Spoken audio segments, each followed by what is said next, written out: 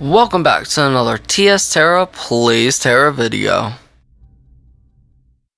Today's video we are going to go over Menma Tera's 2.0.2 hotfixes and or update. The first thing that I want to go over is at the top of the list, game localization. Basically, the developers have added 3 new languages to the game, that being French, Japanese, and Russian are all now available.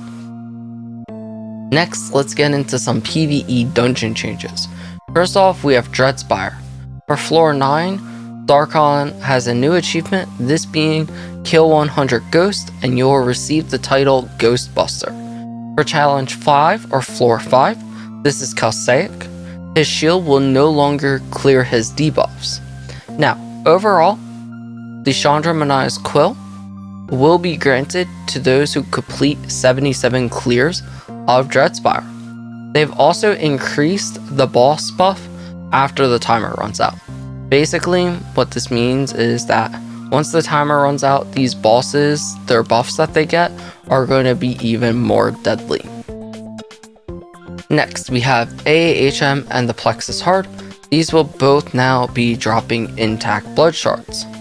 For Timescape, the developers want to make the dungeon run a bit smoother, so what they've done is added a second dragon after the first fight that splits the teleport and the flight options. So the left dragon will teleport you right into the next boss fight, it seems, while the right dragon will fly you to the mob section. So if you don't want to deal with those mobs and go through that whole part and you just want to get to the next fight, you can just use the left dragon. As for leaderboards, the titles related to the dungeons that have been closed have now been removed, meaning any dungeon last season, like for example the Undying Warlord dungeon, was closed, the leaderboard has been shut down, and they are now removing those titles away. Next we have the PvP rally changes. For the Enraged Tantabus, they've moved the location along the path to Anthoroth Abyss entrance toward the beach. For the Enraged Kuma, he no longer resets his HP after moving too far from his initial spawn. There are some battleground changes. For all battlegrounds, the battleground schedule has been removed. There are some changes for the leaderboards, and the overall leaderboard ranking rewards have been adjusted to as follows. For Champion Skyring rank 1, you'll get 5 Dawn and Dusk boxes along with a Triumph trophy. For rank 2, you'll get 3 of both Dawn and Dusk boxes, and for rank 3, you'll get 2 of each box. For Champion Skyring, Course Stronghair, Gridiron, and Surehold, ranks 4 through 5, you will get a singular Dawn and Dusk box. The Triumph trophy are now bankable. For Crosshair Stronghold, they've slightly increased the defense of both the Arkstone and the gates. For Gridiron, healer requirement has been changed from 3 to 2 or 3.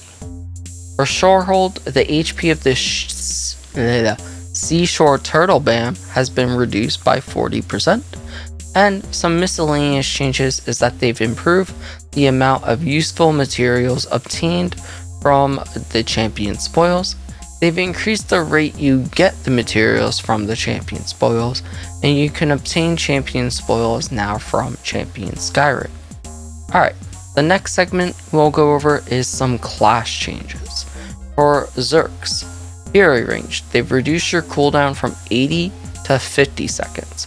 For PvP, they've removed the cooldown adjustment previously implemented in patch 2.0.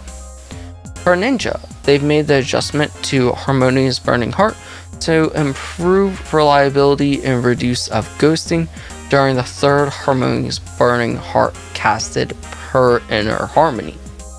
For Harmonious Boomerang Shuriken and Burning Heart and Fire Avalanche and Leaves on the Wind, so all of your harmonious skills, they've reduced the PvE damage by 30% while in equalized PvP gear. Basically what this means is that when you're in PvP. Your damage is nerfed by 30% when you're attacking BAMs, but not other players. And then your damage has not been touched for PvE, obviously in PvE content. Reapers. With a Blood Shard weapon equipped, it will regenerate 500 mana every 3 seconds. That is all the class changes we have. So we have some general content. First off, the Nexus Mystery Merchant. They've adjusted the items and prices of the items offered by all the mystery merchants. They don't go into direct details, but if you guys see anything you think worth pointing out, go ahead at this time and let us know in the comment section. The Boldera district has had some changes. They lowered the knockdown, sleep, and stun resistance of all the mobs. They've lowered the attack of the following mobs and BAMs, being the Terralift, the Hydra, and the Infernal Mage.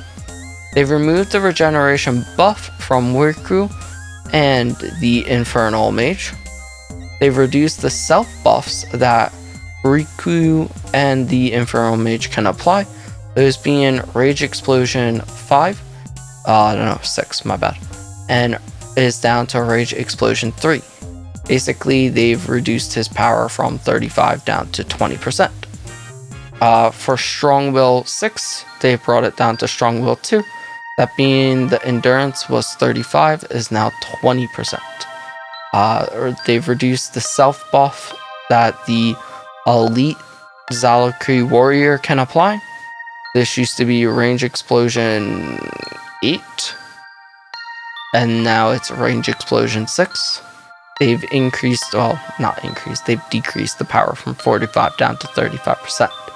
They've adjusted the trigger radius for allied sentries in the Spring of Aron, and they've increased the knockdown resistance of all allied sentries in the Spring of Aron. Alright, the last 2 sections we have is just some miscellaneous and bug fixes, and we'll go over both those sections now.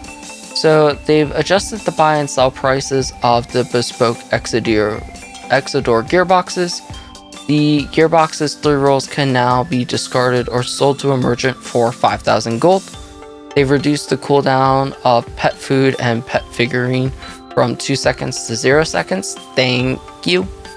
I appreciate that. This bothered the living heck out of me that I could not spam it.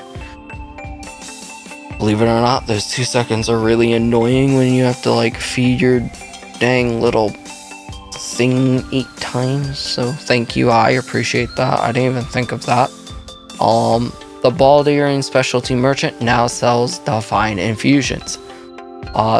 They've corrected the price of the Rejuvenation Potions from the Specialty Merchant.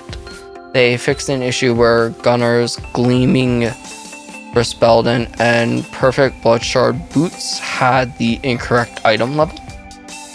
They fixed an issue where the mystery merchants would just wouldn't spawn properly. After completing 100 Aron's Legacy mission bar quests, and now properly trigger all of the achievements. And the following weapon costumes now display Blood Shard enchantment effects properly. And that's a huge list. It looks like it's most of the classes weapons at all levels. If you want to, you can pause, or the link will be in. You can look at those all directly. And that is all for this patch notes.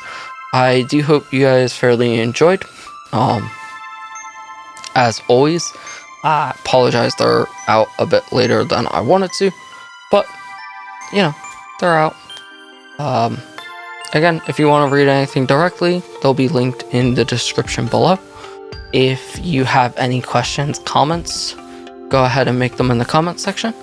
If you liked everything here, go ahead and hit that like button. And if you're not subscribed, please consider doing so, especially if you really enjoy Menma's content, because once we hit that 400 subscribers, we'll be doing a 12-hour live stream on Tera's Menmas. Now, most likely we'll be doing that at Twitch, So if you're not following me on Twitch, go ahead and hop over there and just search up TS Tera, look for the cute corgi named Violet. That is the profile picture, and yes, she hops out on stream sometimes. So go ahead and follow me there as well. And yes, I'll do a 12-hour stream once we hit that 400 subscribers. So that's about it. I really do appreciate you for making it this far, and I hope you have a fantastic night, and I hope to see you in Aboria, gamers.